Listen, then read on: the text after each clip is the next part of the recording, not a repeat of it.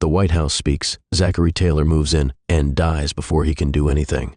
James K. Polk worked himself to death. Now, the country wants someone different. Someone less intense. Someone who won't take things so seriously. Someone who, oh no, it's Zachary Taylor. The man is a war hero, but not the polished, strategic kind like Washington. No, Taylor is the kind of general who just marches his army straight into enemy fire and wins through sheer stubbornness.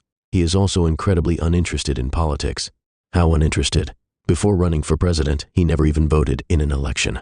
Now, in 1849, he walks into my halls looking confused. He's a man who spent 40 years in the army, and now he's expected to sit behind a desk and make speeches? Taylor has two main qualities. One, he is extremely popular. Two, he does not care about political parties, policies, or strategy. And this, naturally, makes Washington lose its mind. The slavery problem that he kind of makes worse.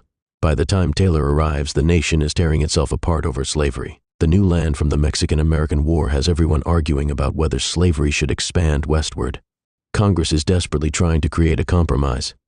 Taylor, he doesn't want one.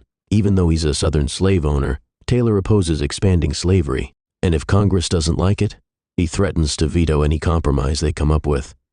This is not what anyone expected from him. The South starts panicking. The North isn't sure if they should trust him. Nobody knows what's going on. But then, he dies. The mysterious death of Zachary Taylor. It is July 4th, 1850. Taylor attends a long Independence Day event. It is hot. He drinks a ton of milk and eats a ridiculous amount of cherries. Within hours, he's violently ill. Doctors try to save him, but their medical knowledge is basically, let's drain some of his blood and see if that helps. It does not. 5 days later, Zachary Taylor is dead. The official cause? Stomach illness.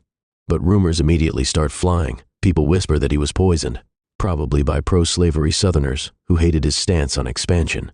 Over a century later, historians actually dig up his body to check for poison. They find no proof, but the mystery never really dies. His legacy? Mostly dying. Taylor barely had time to do anything. He spent 16 months in office, most of it arguing with Congress and threatening to veto things. Now, he's gone. And stepping into the presidency? Millard Fillmore, a man so boring that I almost missed the guy who died from cherry overload.